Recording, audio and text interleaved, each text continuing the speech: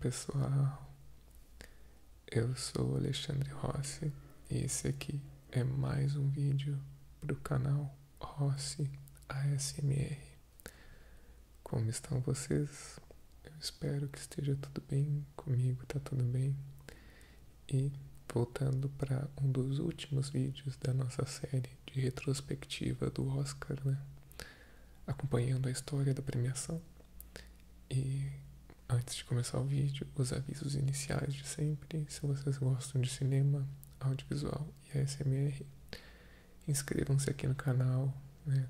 A gente está precisando aí de novos inscritos para fazer crescer o canal. Então agradeceria muito a sua inscrição. Comentem, curtam, ativem o sininho, sempre ajuda bastante, né? E acompanhem-nos no podcast @eu quero ver o filme, né? Aqui no YouTube, no Instagram e nas plataformas de áudio. Eu sei que hoje é dia de Halloween, o conteúdo de hoje não é focado em Halloween. Entretanto, nesse último mês, né, agora no mês de outubro, a gente fez um mês temático lá no podcast só de filmes de terror. Então, se tu tá aí no clima do Halloween, acompanhe a gente lá, que os nossos últimos episódios são todos nessa proposta, né? Então, gente. E também sigam a Bibi. A Bibi tá no @merci_bibi no Instagram. E aqui no YouTube, só procurar por Merci Bibi. Bom, vamos lá, gente. Eu acho, não defini isso ainda, que esse vai ser o penúltimo vídeo dessa série do Oscar, tá? No qual eu falarei sobre a história do Oscar de melhor direção, tá? E, bom, a direção, explicando assim sucintamente. Aliás, eu tenho uns vídeos antigos no começo do canal que eu falo, tá? Sobre um pouquinho mais sobre as funções do cinema. Então, se estiver curioso para saber as atribuições de cada função, confere lá. São bem antigos, acho que é de 2016 ainda. Bem no comecinho do canal. Mas a direção é uma função que transita entre todas as funções do filme, porque ela é quem dá o conceito da obra, né? Ela tem o seu conceito sobre o que ela quer que seja, como ela quer que seja contada aquela história, né? Isso acho que é uma analogia importante, uma analogia precisa que eu posso fazer é com o leitor de um livro, né? O exercício de direção é como se tu estivesse na posição de leitor de uma obra ficcional, né? Imagina que tu tá lendo um livro que conta uma história, pode ser um romance, pode ser, sei lá, uma ficção científica, qualquer coisa. E no momento que tu estás lendo aquele livro, a tua cabeça, ela cria as imagens correspondentes ao que tu estás lendo, né? Tu vai imaginar, é tu que imagina como é que é aquela personagem, né? Ela está descrita ali no livro, mas quem cria a imagem precisa é tu. É uma visão muito pessoal, né? Outra pessoa que estivesse lendo o mesmo livro pode criar uma imagem diferente na sua cabeça, né? Quem cria a imagem és tu, quem imagina os cenários é quem está lendo, quem cria, né, os figurinos, quem imagina os figurinos, os enquadramentos, né? Tu imagina, na tua cabeça tu imagina um enquadramento a cada, sei lá, a cada diálogo do livro, a cada cena, e como aquela pessoa fala. Tudo isso é um ponto de vista, né? Então é muito único, esse conceito. O que a direção faz é justamente botar isso na prática, no caso do cinema, é contar essa história. Se o roteiro, né, se quem cria o roteiro, quem escreve o roteiro cria a história, quem dirige o filme é responsável por contar essa história. A mesma história pode ser contada de maneiras diferentes. Então, a direção, na prática, ela transita em todos os outros núcleos do cinema, né? Ela vai ter o seu conceito sobre a direção de arte, vai dizer, né, qual é o conceito, trabalhar com quais cores, de repente, até nessas sugestões. Uma coisa mais fria, mais quente. Ela dá o seu conceito para trilha sonora também. Eu queria mesmo que seja um conceito amplo. Tá? Eu queria que essa trilha passasse uma sensação de apreensão, de tensão ou de alegria, né? Uma coisa bem ampla. Ou pode ser uma coisa mais detalhada, né? Essa aqui eu pensei na minha cabeça de usar um instrumento de cordas, né? Mas o importante é que a direção, ela, né, transita ali entre todas as etapas, desde a pré-produção até a pós-produção, e todos os núcleos, né, vão ter a participação, conceito geral da direção, além das suas atribuições mais diretas da direção. Mas o que eu quero dizer? Nos outros núcleos, por exemplo, montagem, som, direção de arte, a direção ela vai dar um conceito, né? Vai dar um norte ali, vai dar um conceito, e quem vai executar e vai criar a partir desse conceito são os diretores de núcleo. A direção de arte, a direção de fotografia, a montagem. Mas também tem as atribuições diretas da direção, que vai ter que executar essas funções, que é, por exemplo, a criação de uma decupagem para o filme, que é a sequência de planos, né, de enquadramentos, de movimentos de câmera desse filme, a direção dos atores, né, de saber quais são as inflexões ou as intenções de cada cena, os tempos, as maneiras de falar, como é que essa direção vai trabalhar com os atores, se vai deixar mais livre para o improviso, se vai marcar mais as falas, se vai trabalhar de uma forma um pouco mais literal, menos. Então, essas são atribuições um pouco mais diretas da direção.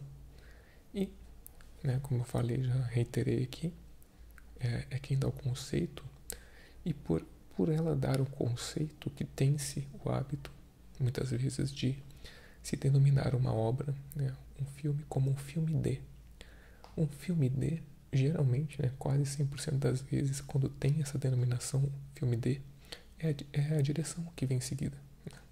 Um filme de Quentin Tarantino, um filme de Martin Scorsese, um filme de Sofia Coppola. Então, essa é a explicação, né? Porque esse profissional que tem o conceito geral da obra, apesar de que eu já falei algumas vezes aqui no canal que eu não sou muito simpático a esse tipo de hábito de denominar como um filme de, né? Como se fosse uma coisa de posse, porque cinema é uma arte coletiva, né? E por mais que tenha essa explicação, essa lógica do diretor, da diretora ser responsável pelo conceito geral daquela história, por contar efetivamente aquela história, é uma história, é um trabalho que envolveu muitas pessoas, que sempre envolve muitas pessoas. Então, não sou exatamente muito simpático com a utilização desse termo, mas a lógica é essa, e sucintamente falando aqui, tentei explicar basicamente a função da direção. A direção é quem vai contar essa história, né? Então, é isso. Então, vamos agora para a história do Oscar de direção. E como eu fiz das outras vezes, eu peguei desde os anos 60, tá, gente? Para não ficar uma coisa gigantesca. O Oscar começou ali no final da década de 20, tá? Entretanto, eu peguei aqui dos anos 60 para frente. E sempre mencionando que eu não vou falar todos os anos, tá? Eu só vou dar alguns destaques por décadas. Mas vamos lá, eu vou começar. Peguei a lista aqui, tá? E já vou falar umas curiosidades dessa premiação, tá? Tá. John Ford é o maior vencedor da categoria, com 4 vitórias. John Ford então ganhou 4 vezes, é o maior vencedor da história dessa categoria. Seguido pelo Frank Capra e pelo William Wyler, com 3 vitórias cada um. O Clint Eastwood é o vencedor mais velho, é a pessoa mais velha a vencer o Oscar de melhor direção. Ele ganhou com 74 anos por Menina de Ouro, em 2005. Ao passo que o Damien Chazelle é o mais jovem a vencer esse prêmio. Ele ganhou com 32 anos por La La Land, de 2017. Tá?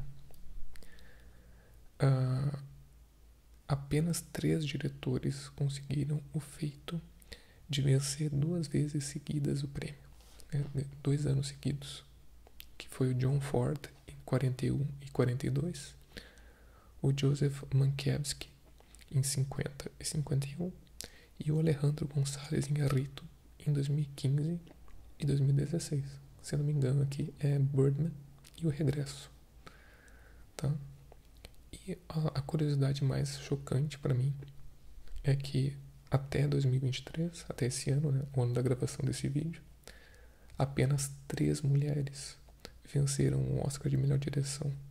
Sendo a primeira, eu lembro até, foi a Catherine Bigelow. A Catherine Bigelow em 2010 por The Hurt Locker. Tá? Foi a primeira, imagina, em 2010, gente. Como eu falei pra vocês, o Oscar ele vem desde o final da década de 20 e apenas em 2010 uma mulher ganhou, a primeira mulher ganhou o Oscar de melhor direção. Inacreditável.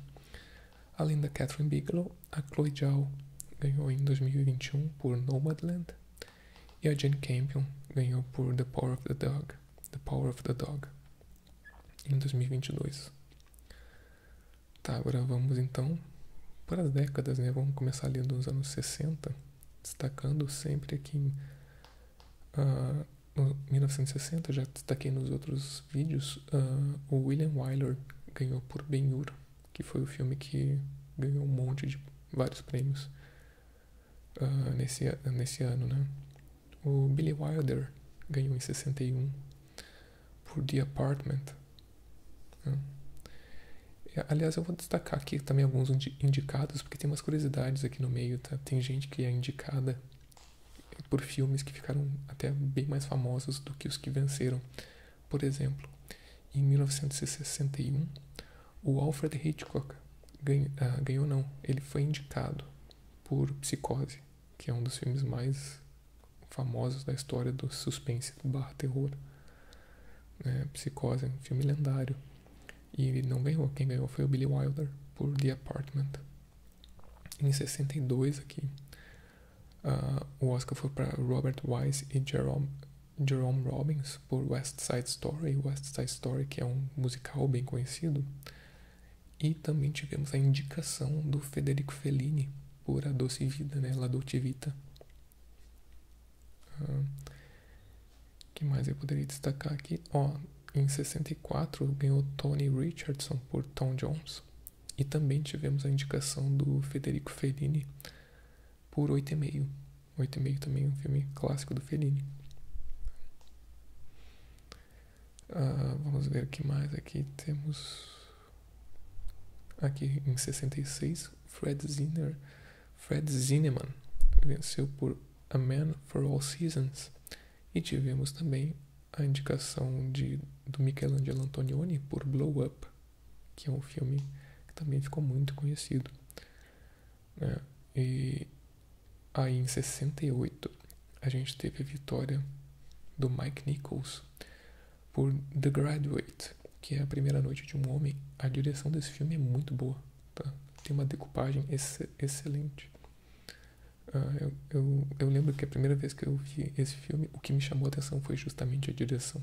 Tem um conceito muito bom, tem uma trilha sonora que é composta toda por Paul Simon e Garfunkel, que é uma dupla que eu gosto muito, né? Uma dupla de folk. Então me chamou a atenção os movimentos de câmera, os enquadramentos desse filme.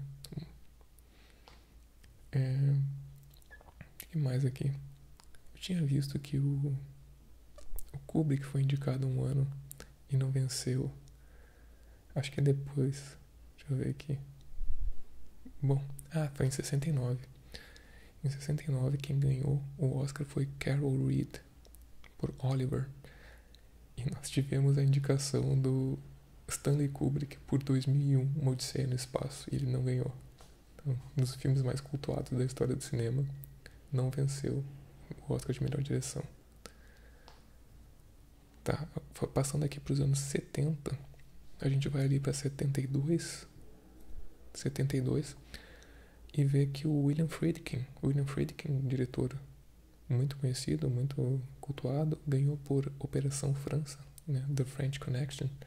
E também tivemos o Kubrick sendo indicado por outro filme lendário, um filme extremamente cultuado, que é a Clockwork Orange, né, Laranja Mecânica. Então o Kubrick não venceu por 2001 e não venceu por Laranja Mecânica.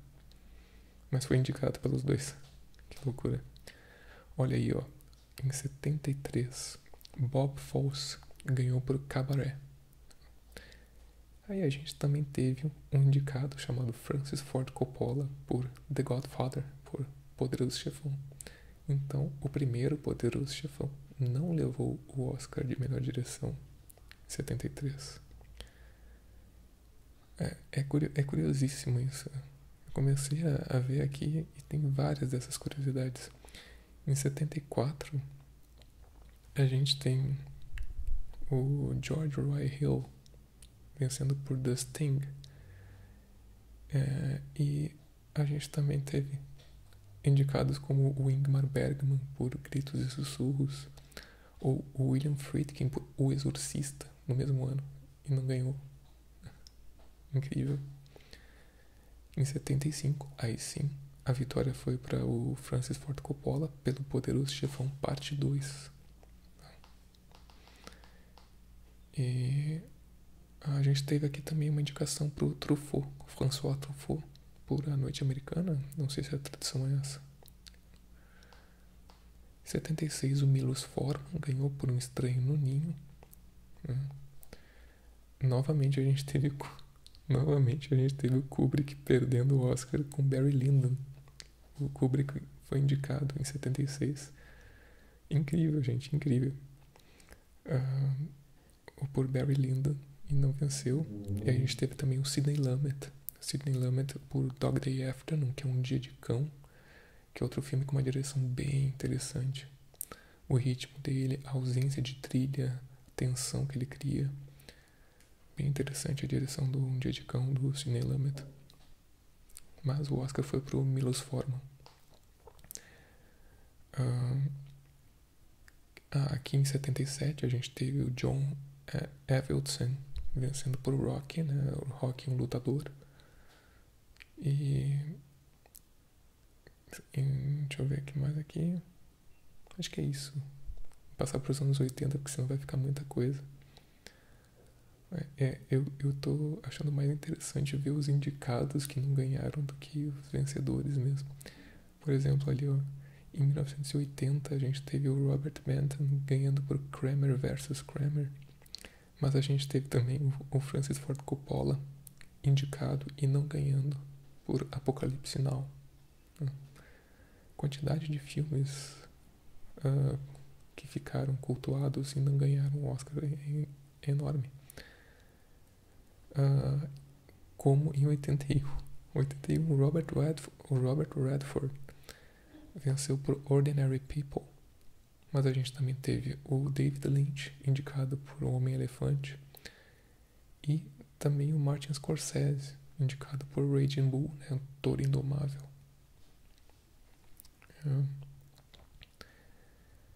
Que mais aqui? Em 83 o Richard Attenborough venceu o Oscar por Gandhi e o Steven Spielberg foi indicado nesse mesmo ano por E.T., né? E.T. o Extraterrestre.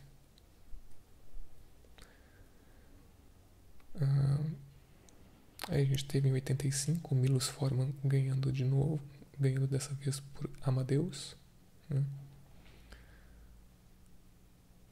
Que mais? O Oliver Stone vencendo o Oscar em 87 por Platoon, né? E aí aqui a gente destacar também uma indicação para o David Lynch por Veludo Azul, foi indicado nesse ano. Vamos passar para a década de 90. Na década de 90 a gente teve Oliver Stone ganhando novamente em 90 por Nascido em 4 de Julho.